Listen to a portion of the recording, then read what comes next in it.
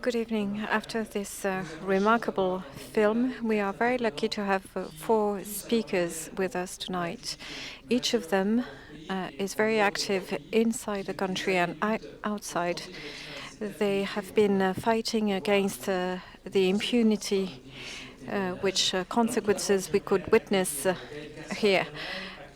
First of all, Gael Garcia Bernal, actor, director as well, who has been working as an activist as well. He's been shooting pictures, especially on the subject on migration between the US and Mexico. He also co-founded a festival Ambulante, and he launched a very important appeal at the UN. Please welcome.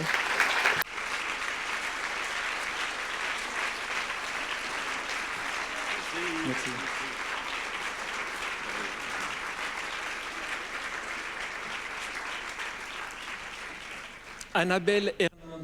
Annabelle Hernandez is an investigation journalist. She's been working for many years on the issue of corruption and impunity in Mexico. She's been investigating the disappearance of 43 students in September 2014. She wrote a book on narco drug trafficking, and she will be describing the very difficult situation in Mexico. Annabelle Hernandez.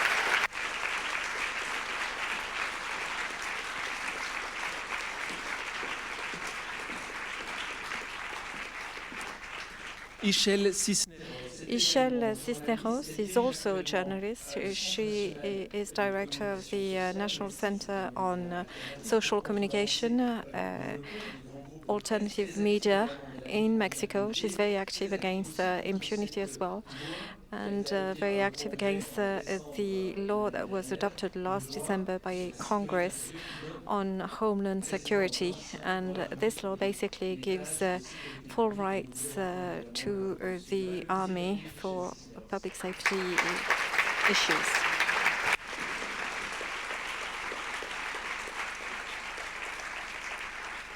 Juan Carlos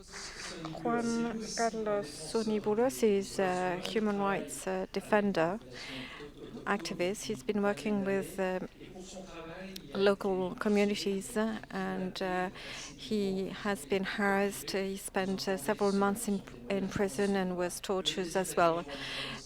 Welcome.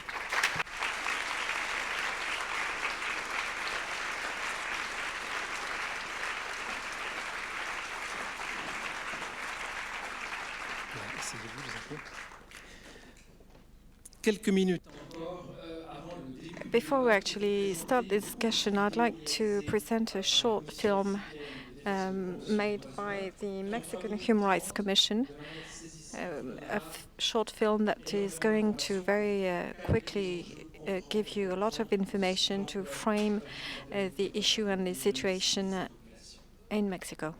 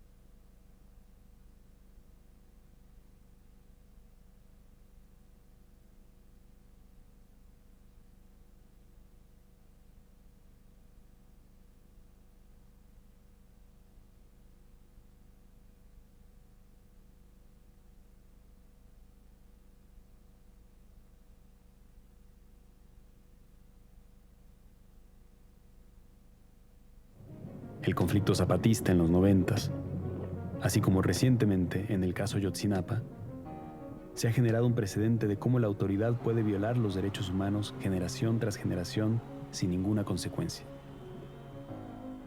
Como saben que pueden actuar de esa manera y tranquilos de que nadie los va a castigar, siguen abusando de su autoridad con absoluta impunidad. ¿Qué tan grave es esto? Hablemos de la llamada guerra contra las drogas. En 2006, lo primero que se hizo fue poner a los militares al mando de la seguridad pública.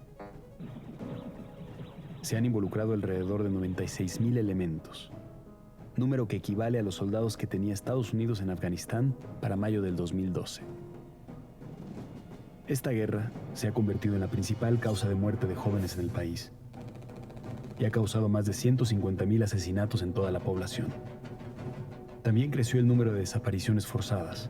Se estiman más de 28,000, y aunque existen denuncias, las autoridades han demostrado su falta de voluntad para resolverlas y hacer justicia.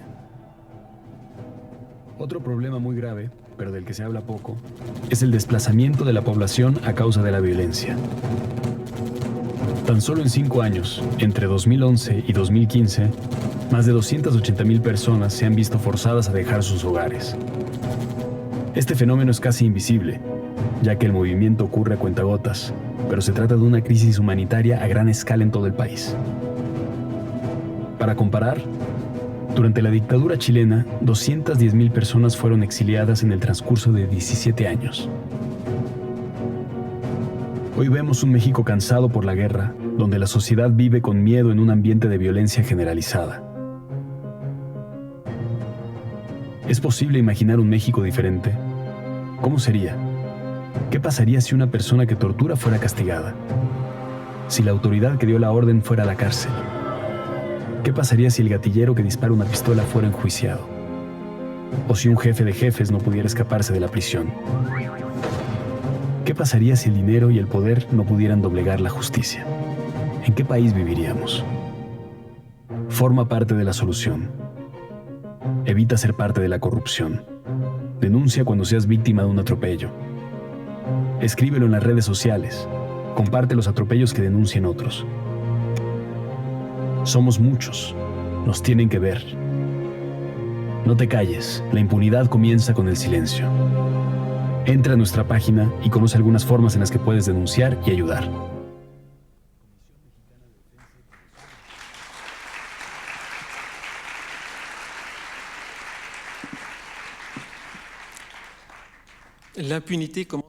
Impunity begins with silence.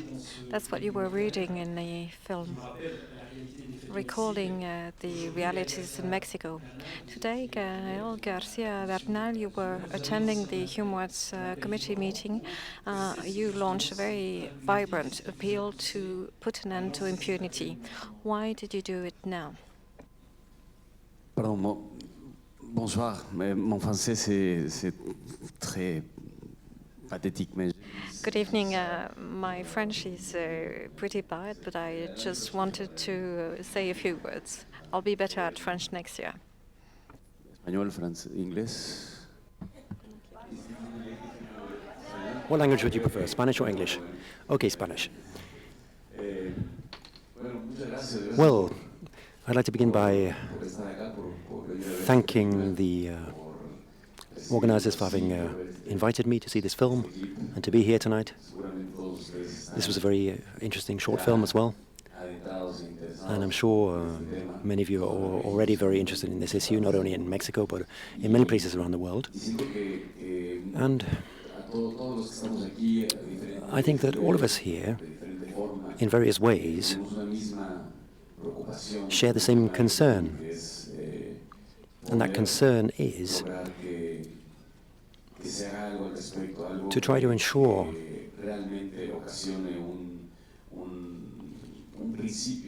respect for a basic principle. And that is the beginning of a process of bringing back peace.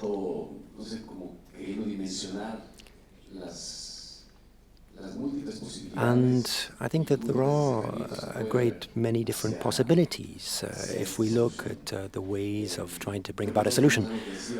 I think we all have some idea. We've all lived through this fear. We've all lived with the need to try to live with this pain and distress every day. We all want to get away from that fear and that awareness of the fragility of life. Living in that way is so precarious, it's exhausting. And you just have to try to fight to survive, and you don't fully enjoy your life or live it to the full. So what I'm going to do tomorrow is try to provoke a little bit of a thought process within the international organizations, this society of nations, if you like. We're looking for the international community to talk about these problems and to try to think carefully about how to intervene, if possible, and help Mexico at a time when many of these questions are being raised, and perhaps we can find the solutions to some of these problems. I think we all realize that we are in this situation, and we have been for some time now, but we are in a long pre-election period, and all of this is at stake in these elections. So this is an ideal moment to launch this process. More than ever, Mexico needs to know that the world is watching what is happening and is aware of what's going on. I think the world also needs Mexico to be strong.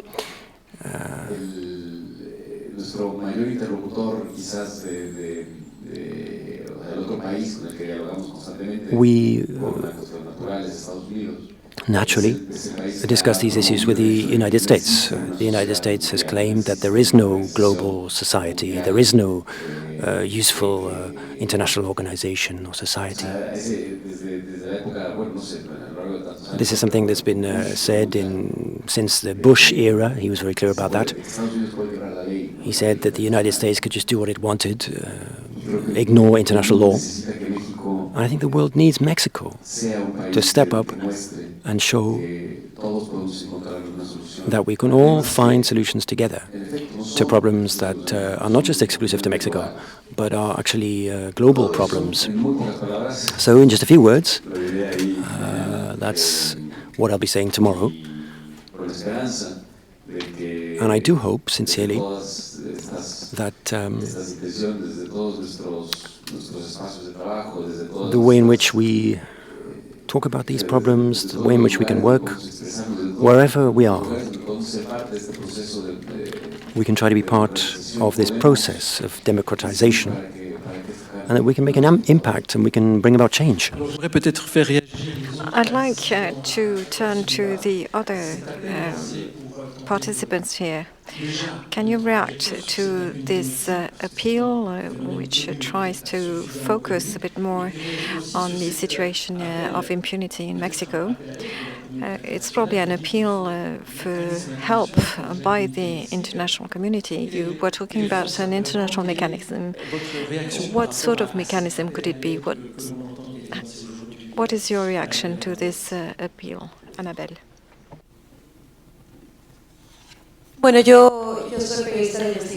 Well, I'm an investigative journalist from Mexico, and I've been working for the last 25 years now on these investigations, and Mexico is now the most dangerous country to be a journalist, more so than Syria. Since 2001 until early 2018, 172 journalists have been killed, murdered, without justice. Just in 2017, 14 journalists were murdered. Just 12 were murdered in Syria during that time. And that is a state at war, where clearly the world is seeing what's going on there in Syria. Mexico, which is supposed to be one of the more developed economies around the world. Mexico, which is right next to the United States. Mexico, which is supposed to be a state with democracy, a republic. 14 journalists were killed in 2017. We are talking about a crisis, as Gail was saying, that isn't just a crisis for Mexico, but it's a crisis which is the joint responsibility of the corrupt Mexican government, but also the drug cartels, but also that culture of impunity, which we have seen in Mexico, it's also the responsibility of that culture that has allowed all sectors of society to see impunity. But it's also the responsibility of the international community. Countries like Switzerland, where the drugs that are trafficked by Mexican cartels are consumed, and where the money laundering takes place as well. So there is a joint responsibility there. The developed world, the United States, Europe, are the major consumers of drugs, which are killing Mexicans. But also the banks, the stock exchanges, the New York Stock Exchange, for example, are where all of the money is being dealt with, and that is controlled here. So when you talk about the barbarity in Mexico, you also should put an end to the hypocrisy which takes place in many of these countries, where they talk about these issues in the UN about what's going on in Mexico, but they also have some shared responsibility in what's going on there. So I think we need to talk about that very clearly. We need to be frank. We need to call a spade and try to do something about this. I won't talk about a specific policy on what we need to do about drugs, whether to legalize it or not. I don't really know. I don't have a clear view on that. But what I am clear about is that we need to put an end to the money laundering. And therefore, you don't need guns to do that, you don't need police to do that, but we all need to be aware that we need to fight this generalized corruption, because the money from drugs generated by these illegal markets ends up in different places, and we need to try to fight that and fight the money laundering like countries like Switzerland. I'm sure we will come back on this issue later, the issue of core responsibility, because we're talking about the fight against drugs, but if one country exports drugs, others consume it, and violence happens mainly in Mexico, so I'm sure we'll come back to this. And now, coming back to impunity, 98% of murders are not solved, investigated, no judgment, no trials. So it's a daily reality for you. I'm turning to you now, Cisneros. How do you live this incredible impunity on a day-to-day basis? What is its impact on your work as a journalist and an activist? Well, it's obviously very difficult. It's my country, that's where I live, that's where I've decided to live. Because I was being asked yesterday, why don't I just leave? Well, I don't want to leave my country, and I don't want to leave it in the hands of others. I think there are more good people there, and we need to stay, and we all want to see a successful country. There were more than 33,000 disappeared in Mexico. And over the past 10 years, more than 22,000 women have been murdered. More than 90% of those cases see total impunity. The most simple crime, you could have your mobile phone stolen in the metro, up to the murder of a child. Impunity is the same for all of those crimes. And those are only the crimes that are known about. What's even more serious is that we have to live with that. And the international community doesn't know or doesn't want to know, because the Mexican government is lying to its people, lies to the victims, and lies to local community organizations, and lies to the international community, while we have to live in a country which is falling apart, while we suffer from the consequences. Because imagine what it's like for a mother to go out on the 10th of May, which is the Mother's Day, without their children at home. Thousands of women go out to march on the Mother's Day in Mexico because their children have been disappeared.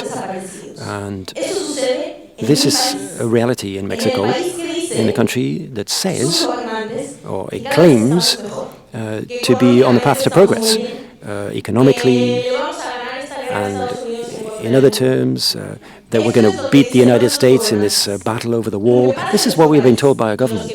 But what's happening in our country, we know, those who live there, that the reality is very different. The difference between many of the people who've left the country, and I respect their decision to do that, and me, is that I don't want to leave my country, and I don't want to leave it in the hands of these criminals, because this is a country where my children live.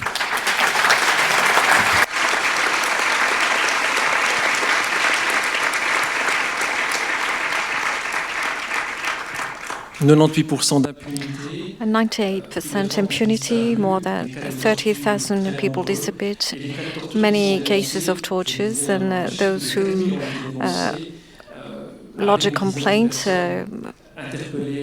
hardly about 10 people were arrested and interrogated. Carlos, you yourself were kidnapped and tortured. How can you live with this generalized impunity in Mexico? Well, it's terrible, the way in which we have to live.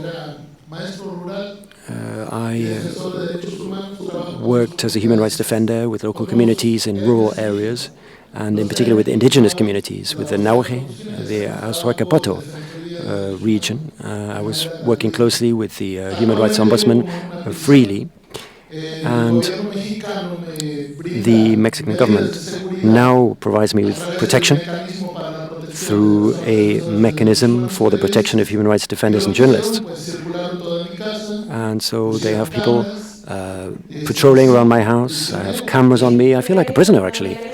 This is a mechanism, and 3 of us are being protected, Annabelle, myself, and Juan Carlos. But actually, they are pointless, these mechanisms. So you doubt the efficiency of this, and we mentioned that earlier, and we'll probably come back to it later. Absolutely. Because I've actually been subject to these protection measures, which are supposed to be protecting human rights defenders and journalists. But since then, I've been attacked 3 times. I was also attacked in my mother's house. The police told me that they weren't Marines who attacked me, they were just criminals who were disguised as Marines, and that don't worry about it because I'll be protected. 6 months later, at 4 in the morning, my door was knocked in, and I was taken away, I was tortured.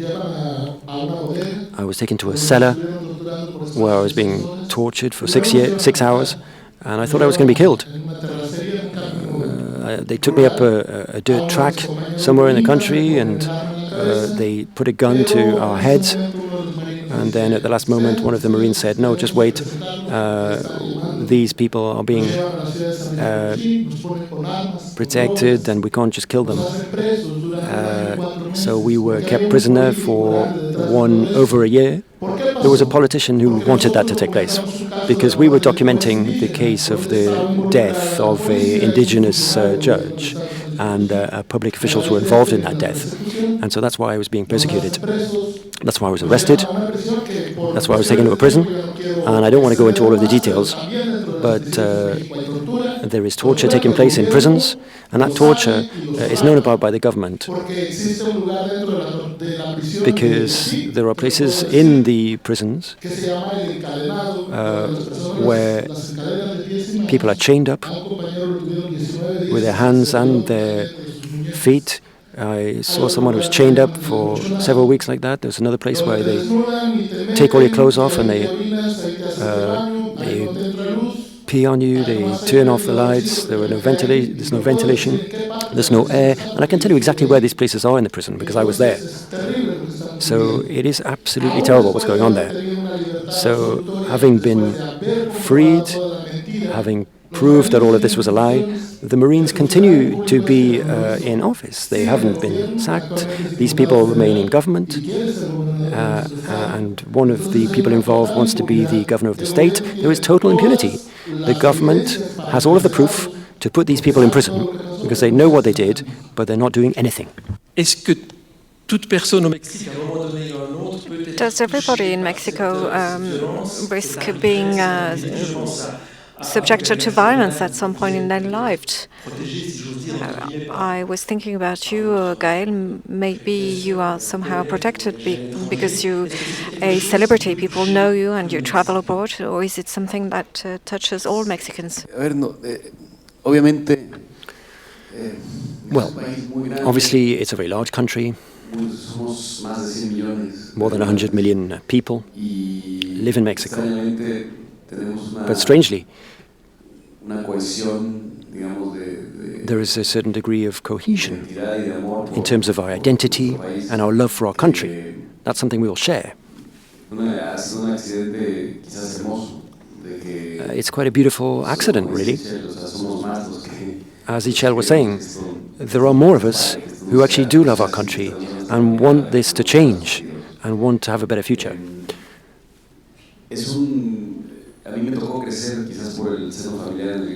Because of the family in which I grew up,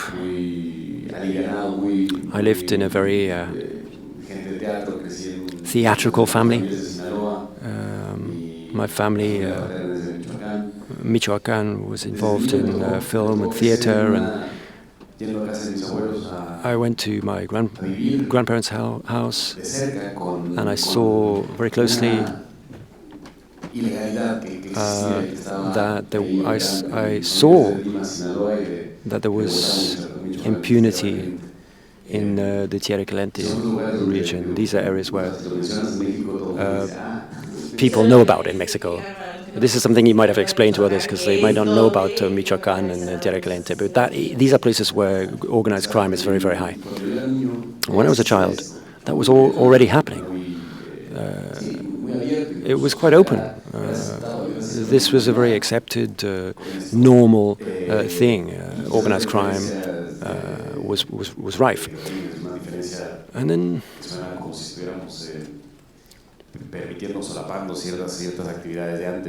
these are activities that always took place. I'm not saying that it was better in the past, but there was a way to share information about what was going on. But now, that doesn't seem to be the case.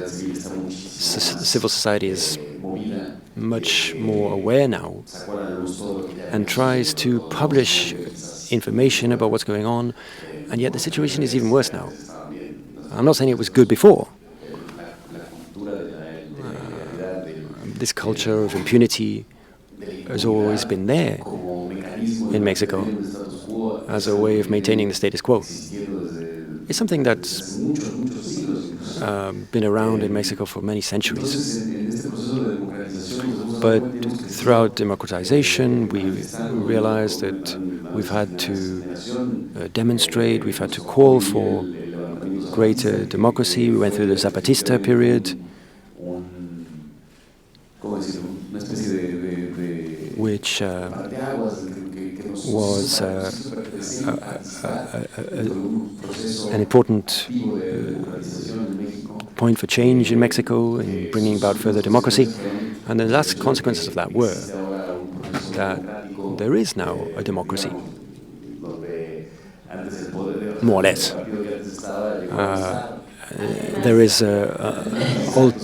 There are alternating parties in power these days, which is something new. Of course, the system it can be improved, but there is a semblance of democracy. So this is a process, an ongoing process, and obviously the reality that people are facing, the indigenous communities in the Sierra, for example, is very different to the reality that I face. But we're from the same country. And I have a responsibility and a duty to sympathize with those people as a human being, so that they can enjoy the same freedom that I have. Because when I was growing up, I grew up under those same rules. If the police got you, then you had to be afraid, and you had to do what they said. And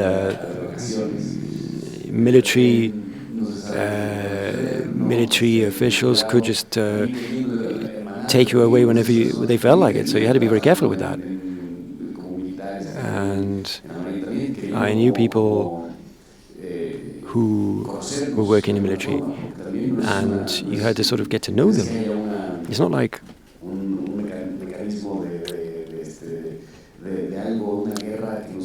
this is a war, an ideological war. It's not that at all.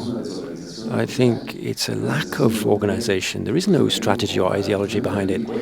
There is no accountability in terms of these crimes that are taking place, and there is no justice for the perpetrators.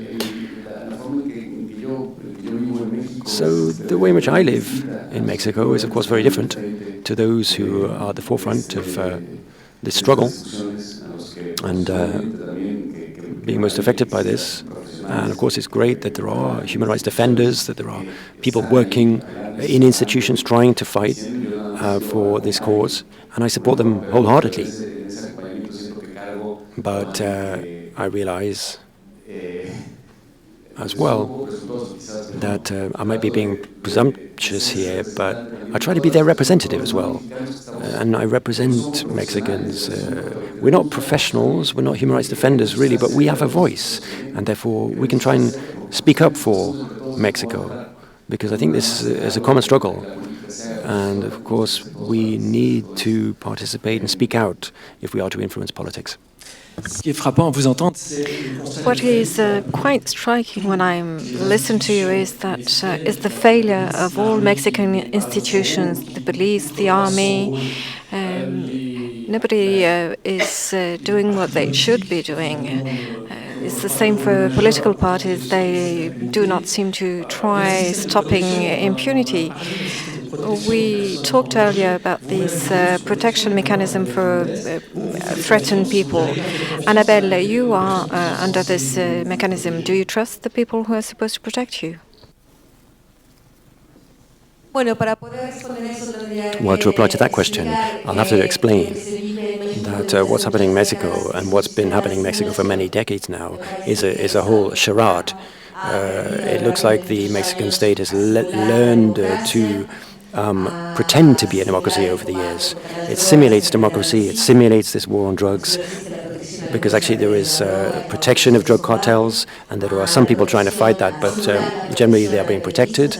There is a fake protection of human rights defenders and journalists, but the fact is that the reality is very, very different.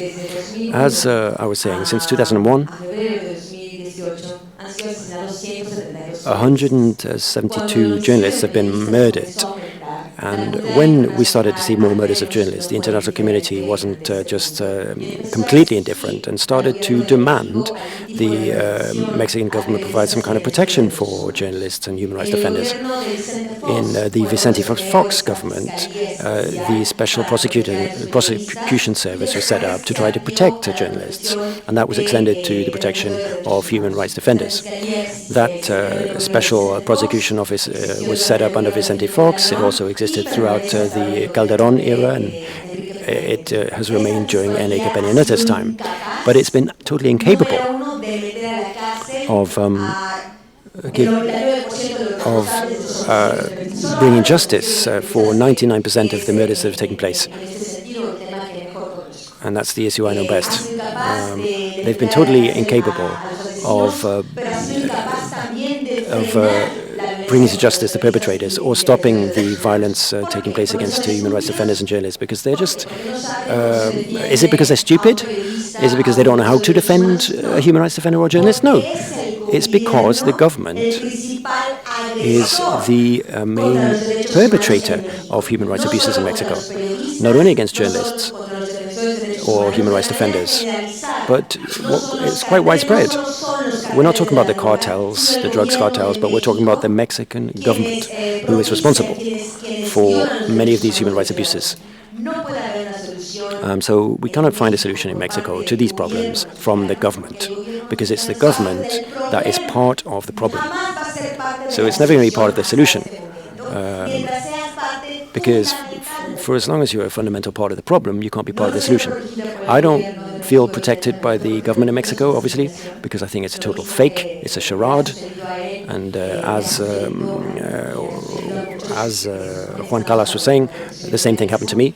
We're supposed to be being protected by this mechanism, but it actually makes the situation worse for us because you are supposed to be being protected, but actually you get harassed and persecuted. My family has been persecuted. During this time, there have been armed people breaking into our homes, and yet we are under the supposed protection of the Mexican state. What we've learned, some journalists and human rights defenders, is that if you don't get into this perverse game with the government, because you might just think, well, why don't you trust the government, Mexican government? Because you're being protected. Well, you can't get into this game with the government. That's what saved Juan Carlos, because he managed to get out of that situation because he didn't get into their game. So we tried to game it a little bit. We tried play this cat and mouse game. I know the government wants to kill me, but I go public on this, and publicly I put myself in the hands of the government because I know that if I die tomorrow, then everyone will know that it's the government. And so that will be very clear. So just to conclude on that point, we do have this perverse mechanism for protection. But I throw myself into the hands of those who want to kill me, because journalists and human rights defenders who haven't accepted this protection mechanism are murdered anyway. And there's an example of that. The photographer and journalist Rubén Espinosa, who was murdered in Mexico City in 2014. He was brutally beaten and tortured before he was killed. And when everyone heard about what happened, the Mexican government, rather than opening an inquiry, said, we'd offered protection to Rubén Espinosa. We offered this protection, and he didn't want the protection, and that's why he was killed. So you learn that the government is playing this cat and mouse game, and it's true that one day my time might come, because you can just wait and it might come. So you share the same feeling, I guess, the total lack of protection from the authorities that are supposed to protect you and that are supposed to respect the law. So this is the same feeling you have. Absolutely. And coming back to your question, we saw in the film someone who was just arrested by the police in the street and was tortured and was afraid for his life. And that can happen to absolutely anyone in Mexico. It's not an unusual thing. The political class might be safe because they're part of this game, but they're the only ones. And more than 90% of crimes go unpunished in Mexico. So you know that the institutions just don't work. So in the forthcoming elections, unless the winner is a magician, then this is not going to change overnight, because the institutions are corrupt and they're all part of this same problem. So one of your first questions was about international support. And I think there is an initiative for international support to get real international support from specialists who might go to Mexico to put an end to impunity and say to our government, look, this is the way we need to work. Because the government seems not to know how to do its work, or at least it doesn't want to, because it's much easier just to protect the status quo and look after themselves. So I think looking for international support, which is being advocated by some, is what we need. This is happening in Guatemala, so we need help. We need help to change the situation because our institutions just don't work. Could I just add to that? I think this is one of the keys to trying to find a solution or new ways of doing things, because it's not enough for people just to come and explain how things should be done. What's happening in Mexico at the moment is that there is an important opportunity to change now, and I think we need to make most of that opportunity. People need to make others aware of what's going on, and if we can speak out about it, then these elections can bring about radical change, and it could even improve things that we've seen done in other countries. I think we need to be optimistic sometimes, because I'm not always optimistic, but you have to have a certain degree of optimism sometimes, otherwise you can just all give up. So when I talk about these issues, I just think this is the right time to undertake this work, because Mexico is one of the most important countries where this type of thing is going on, and many organizations exist, many organizations are out there who want to bring about change. So that's why we need to talk about these issues, raise awareness of what's going on. We need to alert professionals, put an end to the types of practices that we've seen for many years now. I'd like to turn to you now about the role of civil society. The four of you, of course, are active representatives of the Mexican civil society. Do you feel isolated? Do you feel supported and helped? Juan Carlos.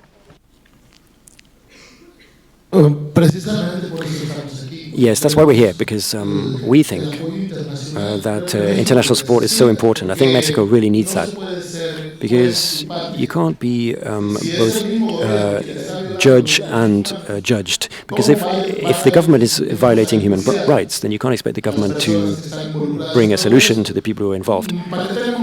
So,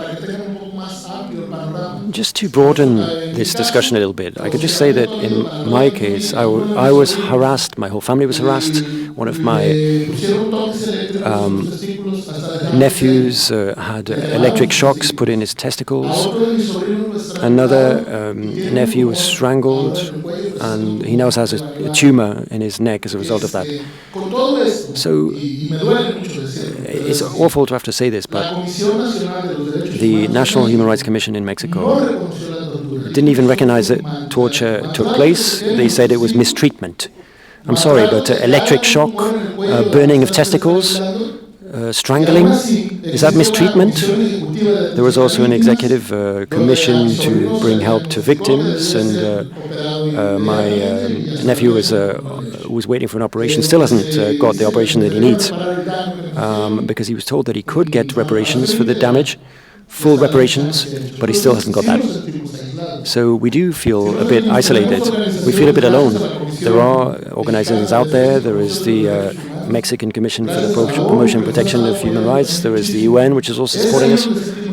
And there we do feel some support. But apart from that, we just feel alone. We live in fear. We are trapped. And so, yes, we call on the international community to try to help Mexico, because we don't have any other solution. And anyone out there who's interested, this campaign, No More Impunity, you need to support it. And I think people here can go to this website and try and support the campaign as well. Please do something for Mexico. It's difficult to talk about this, and sometimes I get emotional, but this is the reality that we're living. That's why we're here. We continue to defend indigenous peoples. I'm continuing to defend their right to water, their right to prior informed consent at the risk of my life. And we want to bring about change.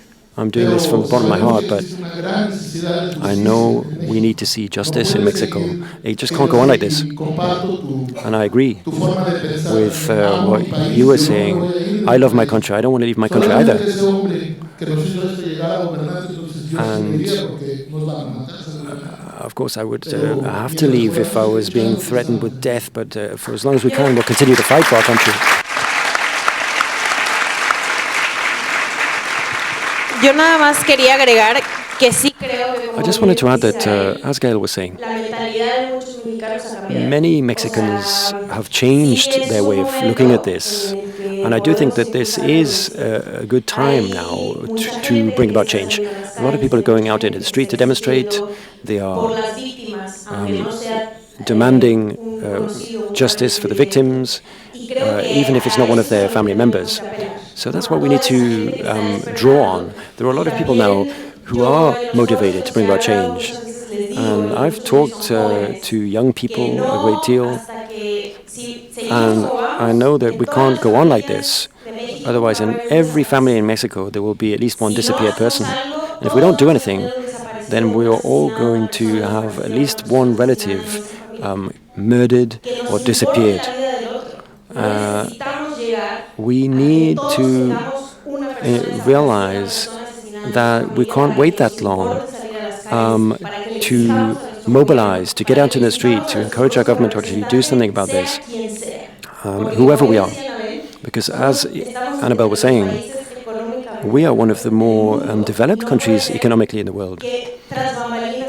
Therefore, we just cannot go on like this. Annabelle, do you also have the feeling that we are at a turning point now with the civil society where, in fact, most Mexicans or a lot of Mexicans have lived very closely through such an experience of having somebody disappeared or murdered? Are we at a turning point and now? A real moment of awareness in the Mexican society. I think Mexico is going through such a terrible crisis. It's a state which is breaking up, it's being totally destroyed. And therefore, I think it can't be any worse. And therefore, this is a time we've got nothing more to lose. I think there is an opportunity now. I think where there is crisis, there is always an opportunity. The problem is you need to understand that there are these new presidential elections taking place this year. There is a candidate from the left who was at the top of the polls. And let's see if this is an opportunity for the electoral institutions to respect the popular vote. We'll see to what extent that does happen. But we need to be realistic. To resolve the problems in Mexico, one person isn't going to do that. All Mexicans need to be committed to bringing about change. We need to have an alliance to combat corruption, to combat this culture of impunity, which is destroying the country, and start over again. But it's not easy. That's the situation we face. In Mexico, we have an army, which has just been a new constitutional rule has just been adopted, which allows the army to patrol the streets and basically has a blank check to murder, to carry out disappearances, extrajudicial killings, which it's already been doing, but now it can do it legally. You mean the Homeland Security Law? Sorry, but I don't think that this law has been adopted yet. Yes, there has been an appeal against the adoption of this law, but it has basically been adopted. Well, there are a lot of things that are taking place in the constitutional courts. As Annabelle was saying, this is a law which allows the army to carry out public security functions.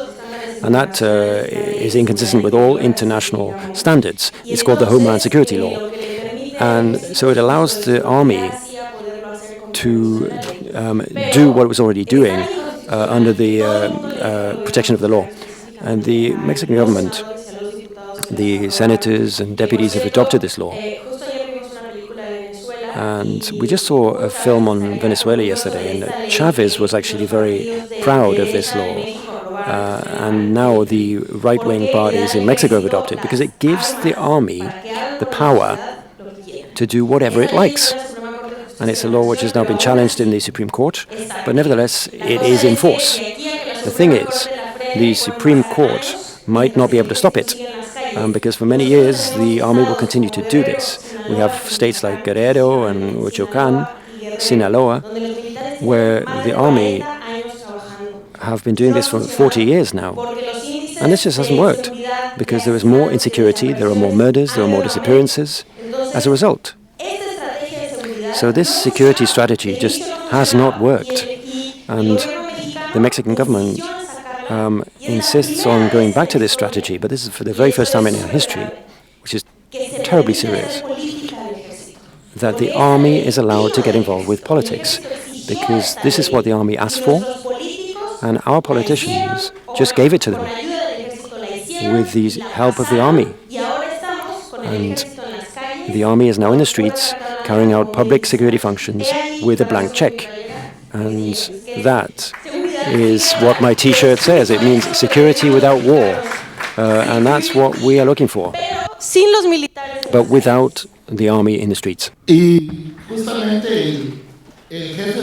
the General Cienfuegos, the general of the army, recognized this when he said to the media that they were not prepared to provide public security functions in the country.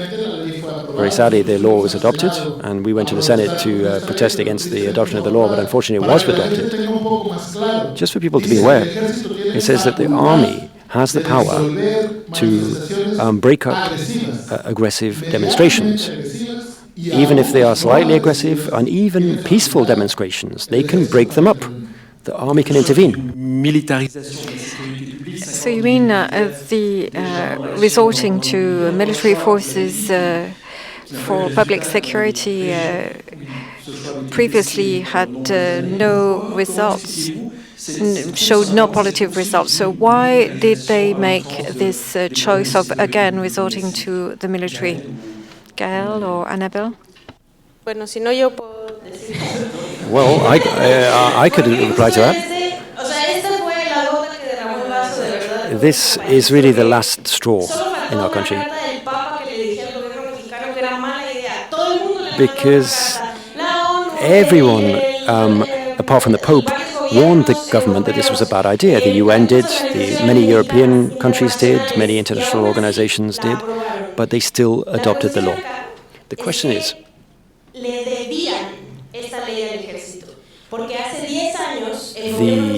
they gave this to the army, and 10 years ago they did this, and the army got out of control. Now the army is asking for this in order to continue to operate in the streets. The problem is we can't just send them back to army headquarters, because then there will be no security. With this law, we have no indication on how this might be reversed and how the army might be taken out of the streets. This strategy doesn't work. We've seen that. We've seen figures as to how the army and the Marines as well carry out human rights abuses under the protection of this law. And we saw that in the film. We saw one federal police officer who was involved and a soldier who acknowledged that they were doing this. We have cases of military officers who have been tortured by other military officers. There are such widespread human rights abuses. Things have got so bad in Mexico that the senators and parliamentarians of our country just agreed to give the army what they wanted. I think we need to explain the context a little bit as to why Felipe Calderón sent the army into the streets and why Enrique Peña Nieto had to give the army what they wanted with this law. Felipe Calderón decided to bring the army into the streets when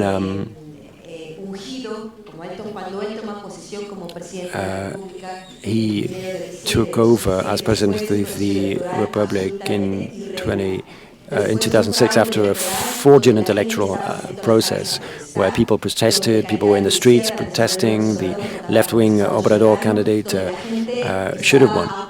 And people were ready to break the system of corruption and elect a left-wing leader. And in that context, Felipe Calderón sent the army into the streets with a pretext of the war against drugs. Actually, the intention wasn't to break up the cartels, but was to send a political message out to society that there was intimidation, that they had to just shut up because they were sending tanks into the street.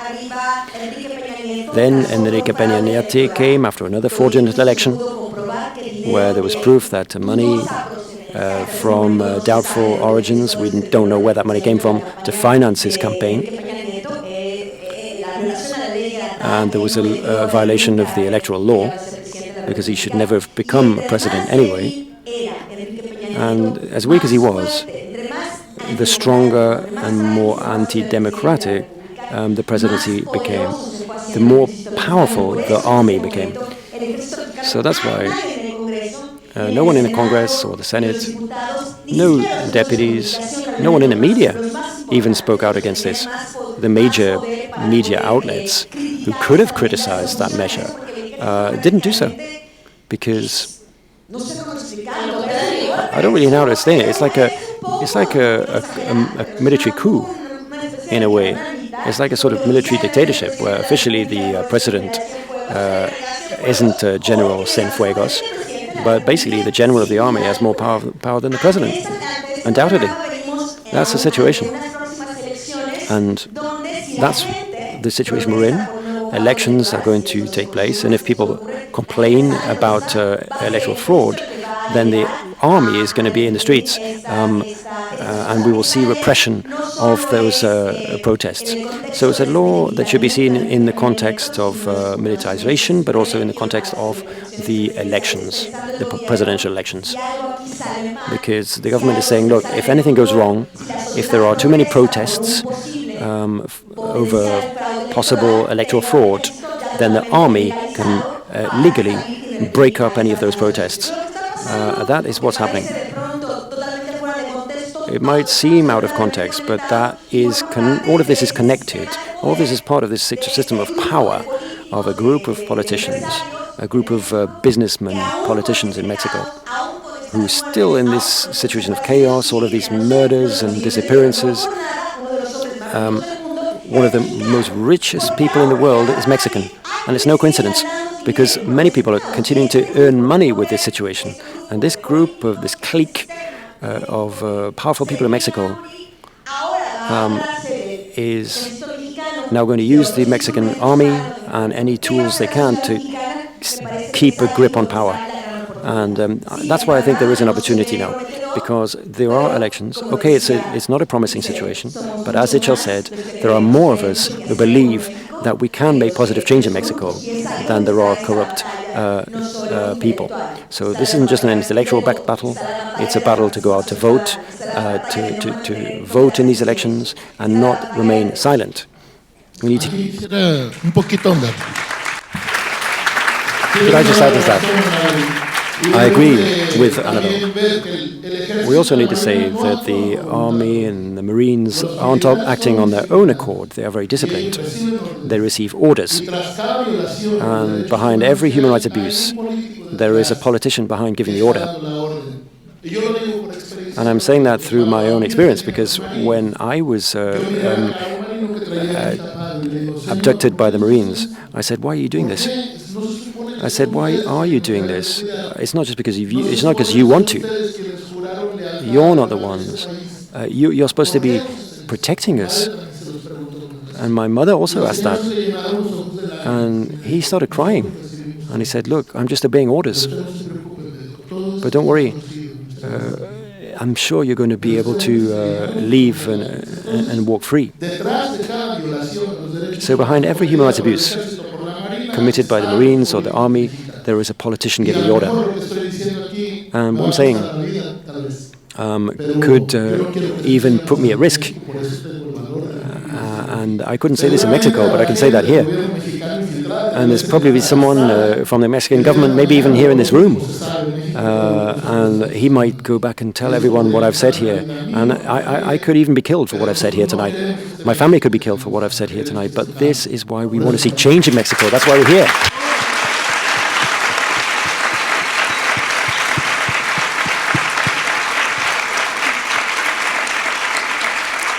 Je vous remercie pour... I want to thank you for your testimony. This was the first part of the discussion. We still have about half an hour to take questions in the room. I would like you to ask your question very briefly. So raise your hands if you want to ask a question. I guess there are mics going round in the room for you. Oui, d'accord.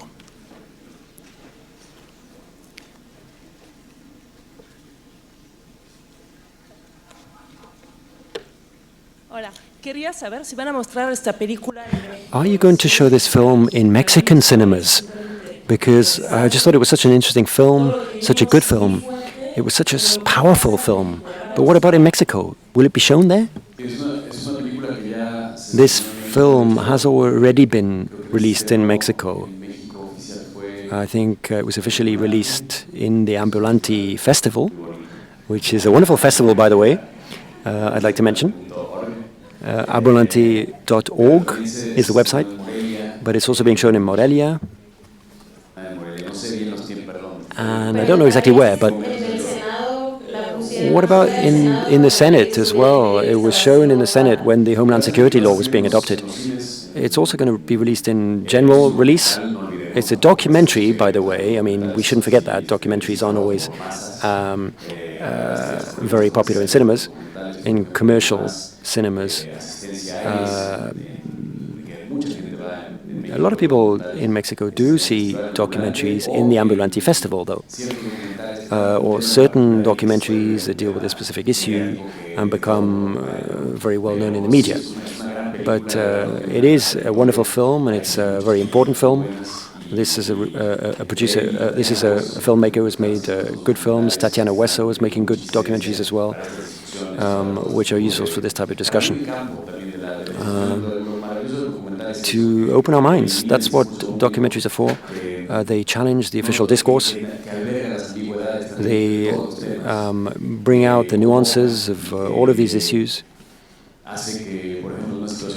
In this type of situation, it helps us to realize that we're not just talking about the Homeland Security law as something that the government was looking for. There are so many other reasons for this. There is a lack of possibility. There is the impossibility of politicians actually doing anything to change the situation. Maybe we should be thinking about legalization of drugs. There is still this absurd stigma about marijuana, for example. These are things that we need to challenge, and we need to discuss these things more openly. And I think that's why it's a good opportunity where you have this type of film to help us to have this type of discussion, a more serene discussion. We need to look at an issue from all of the different angles. And I agree, it's a very good film. And we've seen better films now. And it's true that films shouldn't just be seen in Europe, in festivals. They should be seen in the places where they have been filmed. And the people who were filmed here ran a great risk being filmed and talking to this filmmaker, because they talked openly about many of these things, and they were brave enough to come forward. And I think that's why it should be seen. Other questions? Et ensuite, Madame.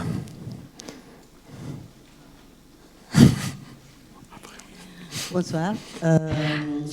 Good evening. I come from Uruguay.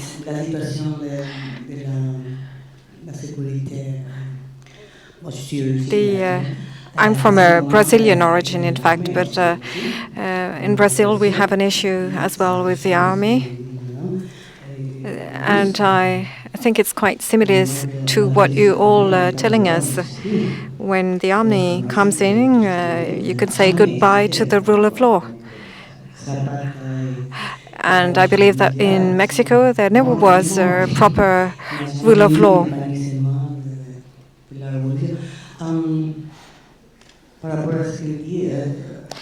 Coming back to what you were saying, for example, in Mexico, they have a very bad image of Venezuela.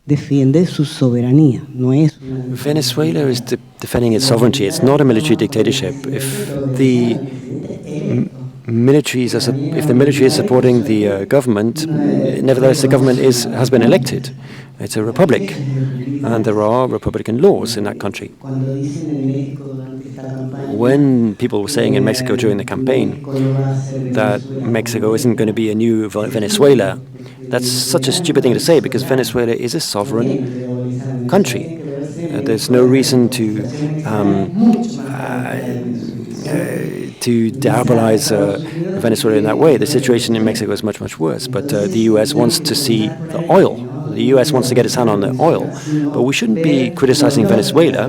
We should be looking at the achievements of the Bolivarian Revolution, where we have a sovereign country. And in the shadow of the United States, of course, but these are sovereign countries. I think we should let other people as well ask questions. Merci. Pues no, no es un Estado de Derecho. It's not a state in which we see the rule of law, because the Mexican government has paid $80 million to buy malware to spy on journalists and human rights defenders. That's public money that was used to interfere with the privacy of journalists. And nobody is aware of that. This is clearly a case where the Mexican government was spying on human rights defenders and journalists. And everyone can prove that, but nothing has happened. There is total impunity. That's what happens in our country. There is no rule of law. Well, what Annabelle was saying about this, these protection measures for human rights defenders and journalists, I don't know what you think about this, but I think it's spying as well, because they give you a mobile phone with like a panic button if you feel like you're being threatened. But of course there is a microphone that they can listen to whenever they want. So they can listen to anything that you are saying, even when you're talking to your family in the home. So I think it's a kind of spying. And sometimes when I'm going to talk about very sensitive issues, then I leave that phone in a different room, because I know that they can be listening to me. So we're being spied on and not protected. And the risk of being spied is very high, whereas the chance of being protected is very low. Another question here?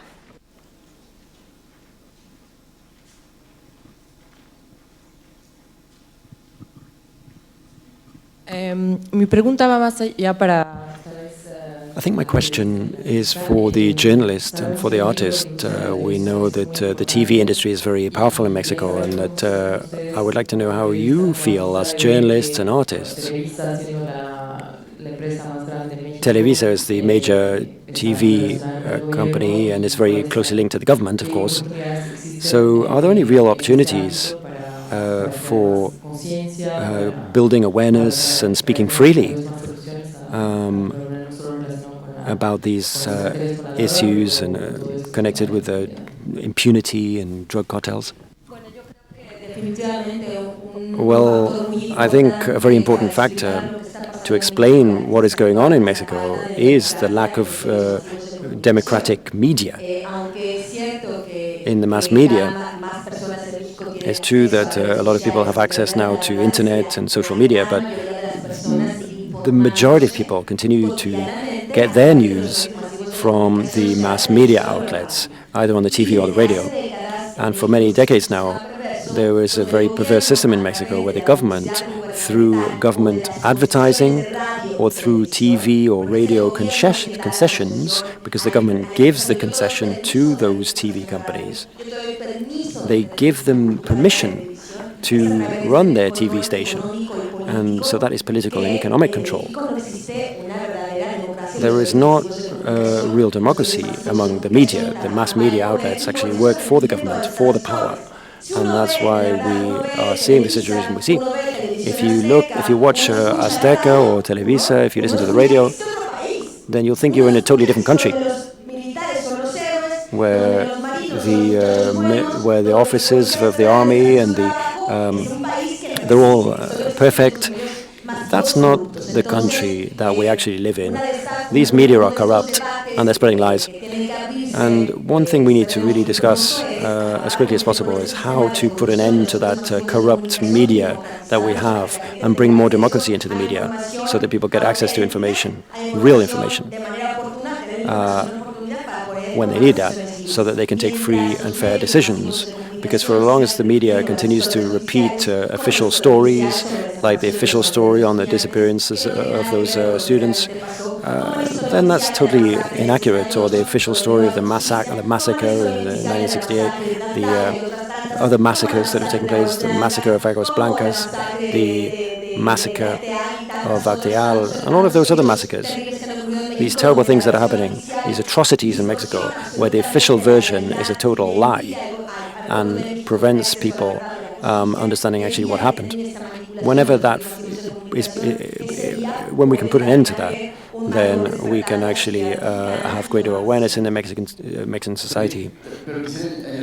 But I would like to add something, and that is that we shouldn't just focus on one media outlet or even one country. This is a global problem.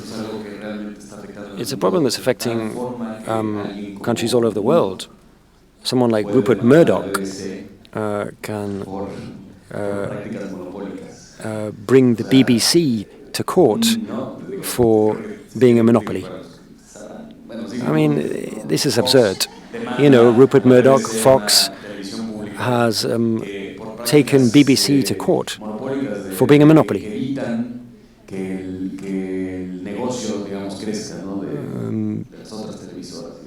Taking away market share from other broadcasters. There is a global crisis that we are facing because there is an accumulation of media outlets in the hands of a few. And there are so many cases like this,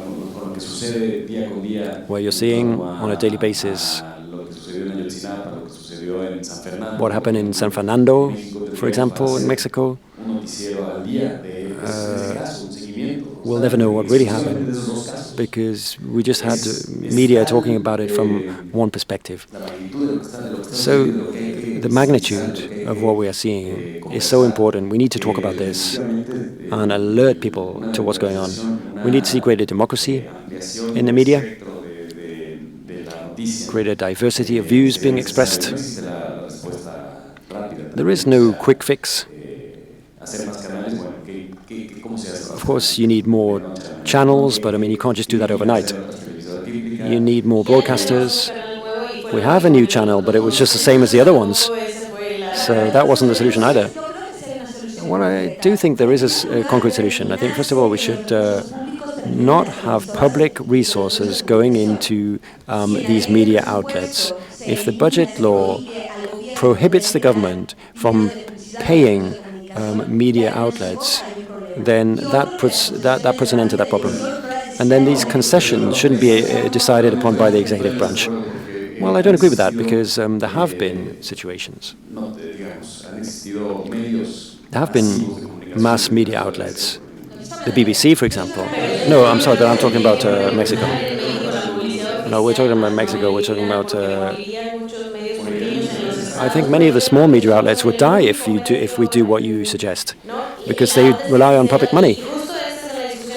So this is an important discussion. Official government advertising is a source of revenue for some media outlets, but at the moment it is used to manipulate outlets.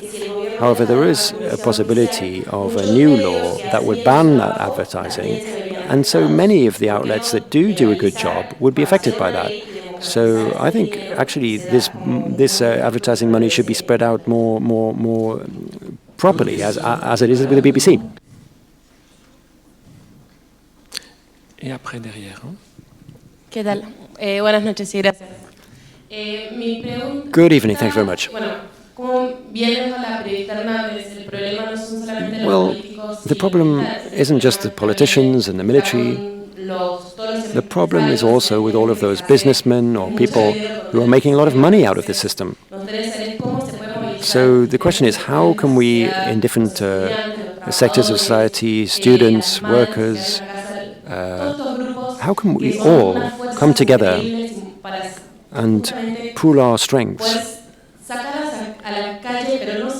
Perhaps go into the streets to demonstrate, not just to suffer, because apparently the military could just break up any of our demonstrations, but actually be effective, to reappropriate power, to get security back, to get... how can we do it? What's the most effective tools that we can use? Well, I think, to begin with, we need to show empathy. We need to show empathy with what is happening to other people. Because if you don't feel affected, then you won't go out in the streets to demonstrate. You just allow others to take the decisions, then you're not going to effect a change. You need to be seeing more accountability. You need to demand accountability. And that's the situation we're in. As Miguel was saying, there are more of us who are looking for accountability. And of course, with the issue of businessmen, well, you need to start to see businessmen doing their jobs properly. And you need to tackle the issue of money laundering, because politicians are organized are involved in organized crime. And that's why this is not being resolved, because everyone's got a hand in their pocket. With regard to demonstrations, strikes, social movements, I can give you a very clear example. What's happening in the United States, and as Mexicans, we have people in the United States who we could be working with a lot more. We should be building bridges there. There are a lot of Mexicans living in the United States, and we don't communicate enough with them. Since they went over to the United States, they seem to have cut all links with Mexico.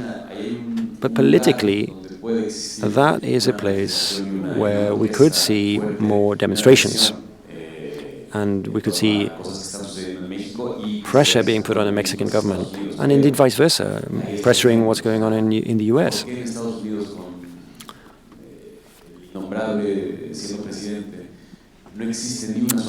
Under Trump, there are just no strikes.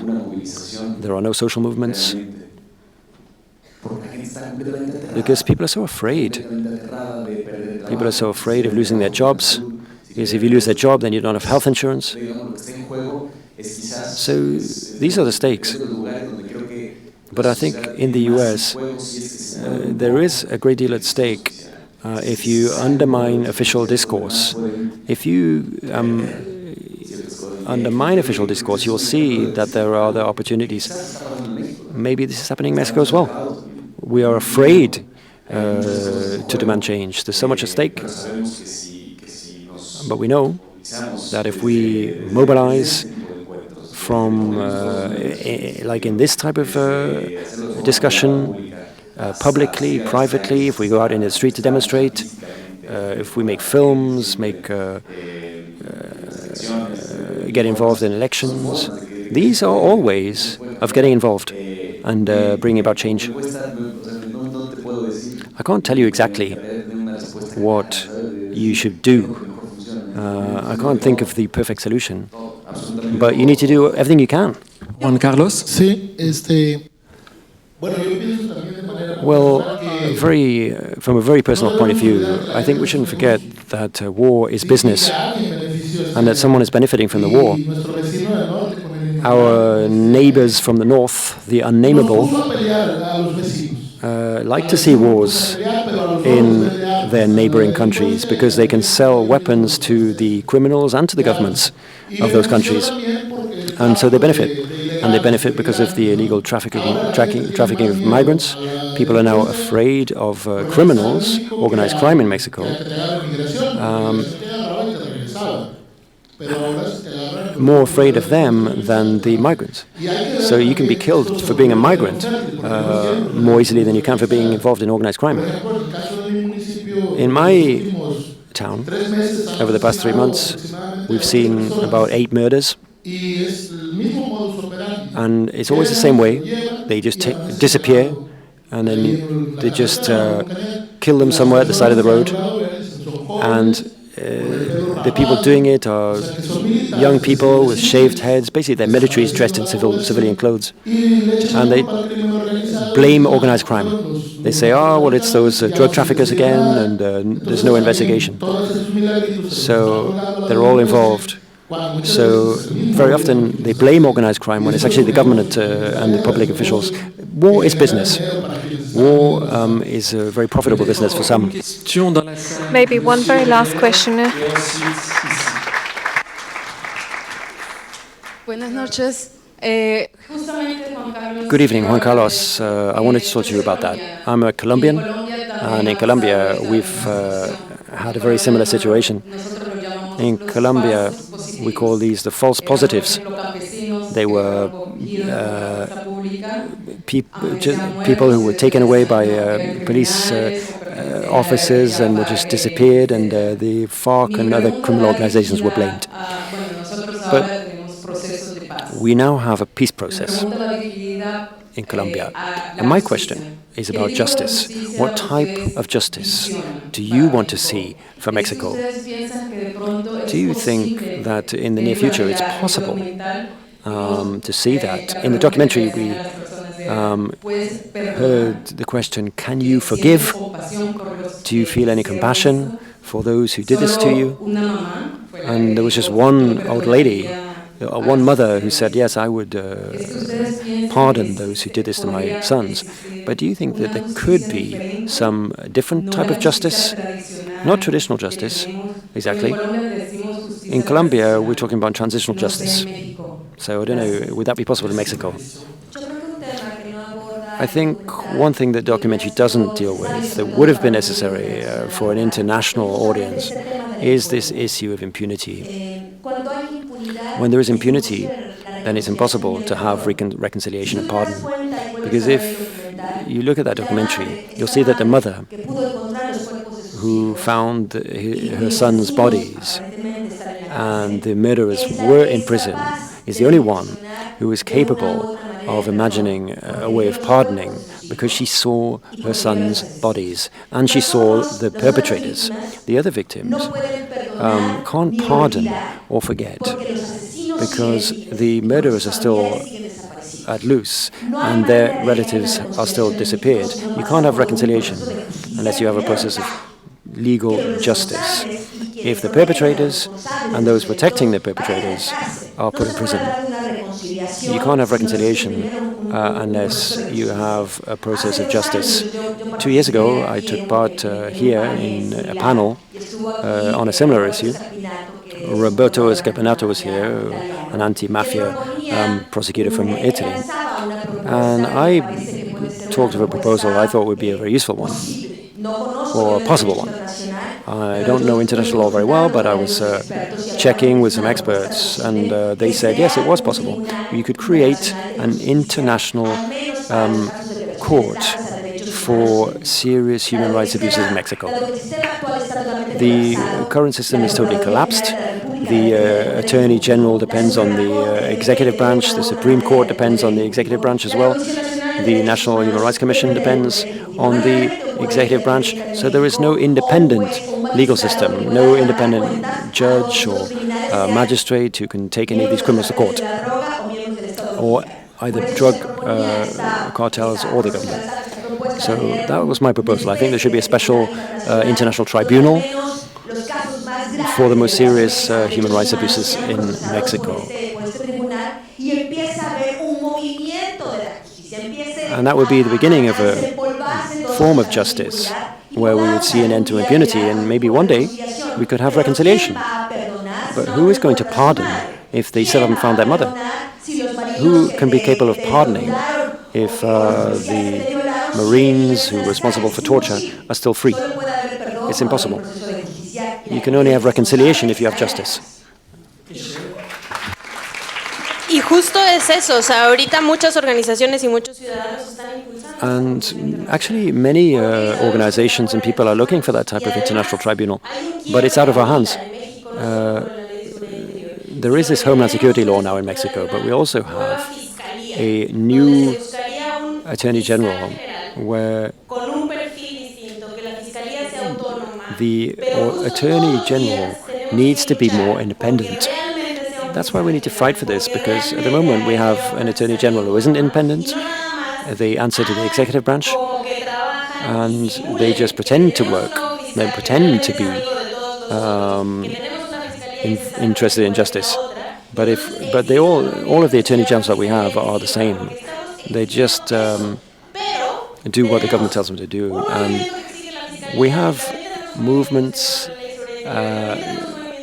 campaigning against this, campaigning against the Homeland Security law, but we still have thousands of people being murdered. So we have all of this, and we're all trying to do our own little bit, but we're so used to violence that it's impossible to change. 22,000 people were murdered last year, so just one more death doesn't change anything. La parole tout à l'heure, voilà. I just wanted to thank the panelists and the festival for this opportunity to talk about Mexico, and I just wanted to share a thought I had when I was watching the documentary. I think they stress on the geographical references. If you look at the different places, they were in the north of Mexico, in Chihuahua, in Ciudad Juarez, and you talked about widespread violence. There was also a case in Guerrero, actually, in Iguala. But I wonder, you talked about widespread violence. But the question is, does it also happen in Chiapas, in Yucatan, in tourist destinations in Mexico? Yes, there's just been an alert in Quintana Roo telling American citizens not to go there. But in spite of this violence, how is it that European and American and Russian and tourists go to Mexico and continue to do that? Mexico continues to be one of the top 10 tourist destinations. 3 Italians were just disappeared in Mexico. One of these stories in Mexico. I just wanted to ask you, why does Mexico continue to attract so many tourists? Because it's such a beautiful country. That's my question. Is it the food? Is it the culture? Is it the people? What makes Mexico so special that in spite of all of this violence, so many tourists continue to go there? Could I just reply to that question? We have a very old, ancient country with very varied, multi-ethnic cultures. And as my colleague was saying, it's such a wonderful country that it remains attractive irrespective of what's happening, and tourists continue to come. And the other question, I'm a traditional healer in my community. I do a lot of spiritual healing. And I've already pardoned those who did this to me and to my family. But I'm still looking for justice. They are free, and how many more are free and continue to do this? So that's why I want to see them in prison. So spiritually, at the bottom of my heart, I've pardoned them, but they shouldn't remain free. They should be in prison. Ahí, perdón, nada más para... Es una de las cosas que... ambas preguntas. I think both questions there were interrelated. Why do people continue to live in Mexico? We could also ask. Because outside of Mexico, I have to explain Mexico to people. And often I do that very simply. Unfortunately, I have to do that very simply sometimes because we don't have very much time. You have to be quick. You have to give a one-word answer very often.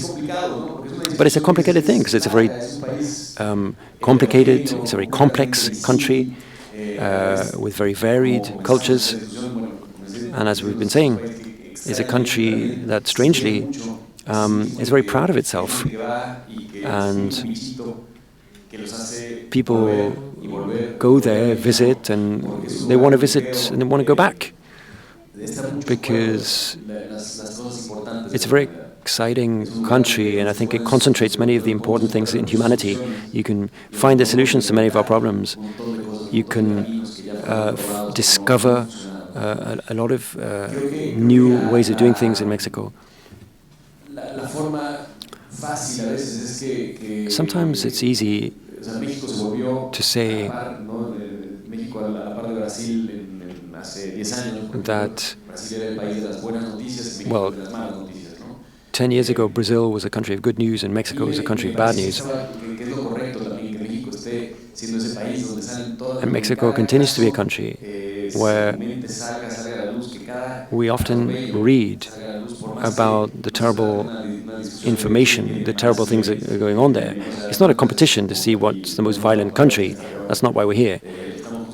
But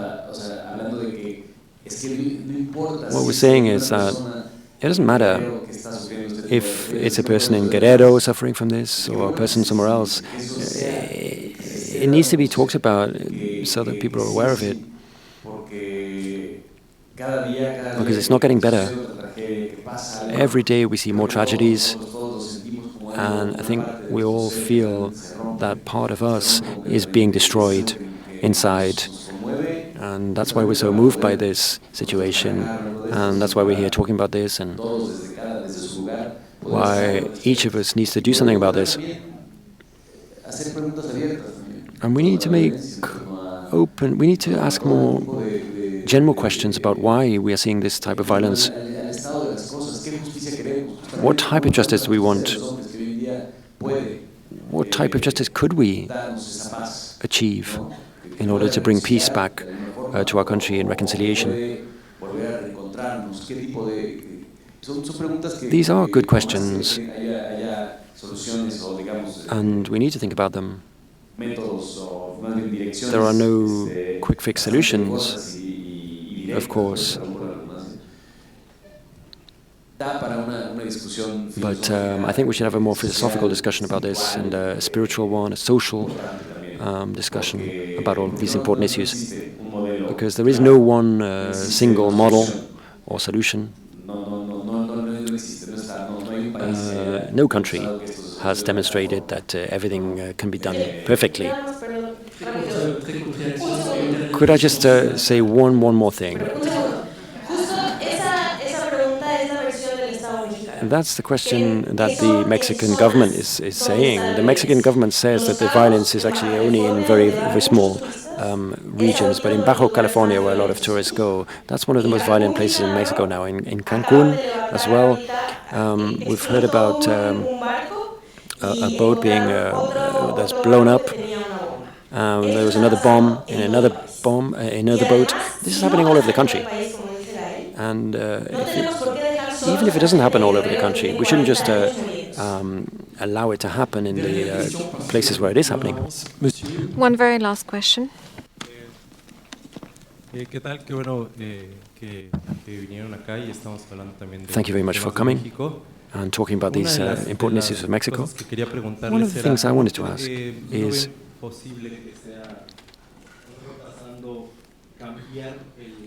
is it possible to change our view of violence in Mexico?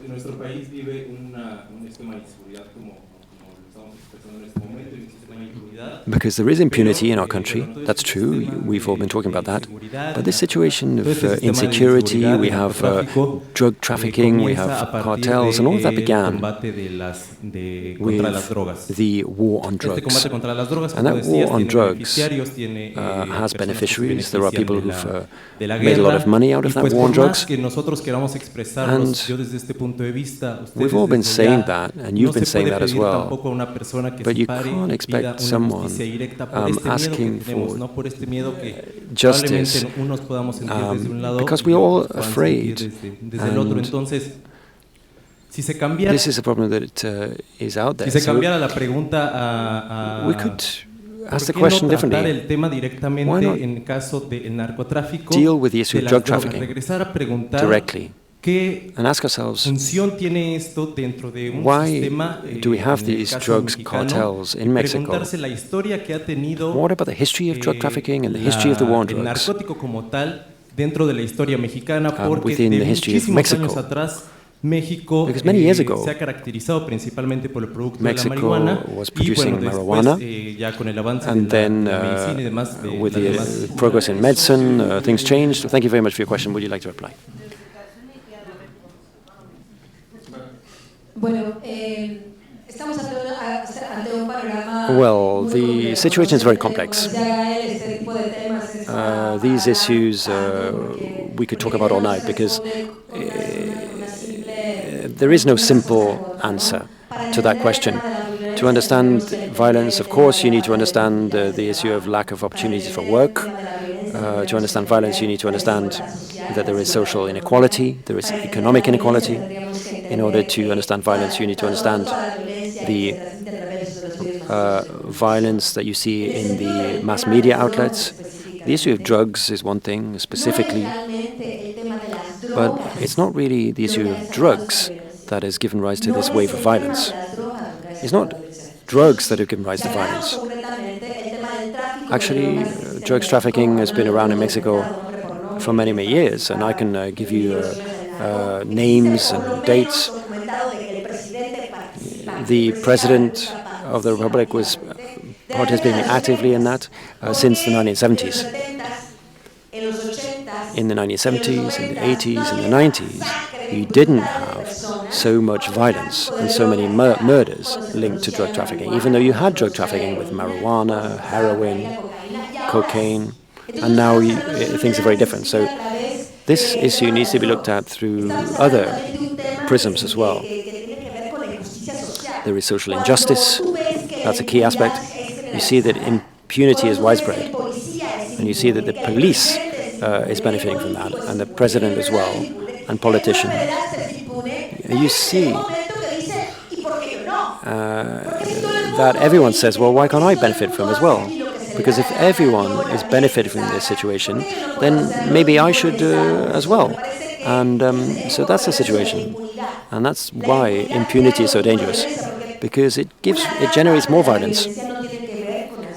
A lot of the violence isn't linked to drugs. A lot of violence is linked to extortion or to sexual violence against women or kidnapping or forced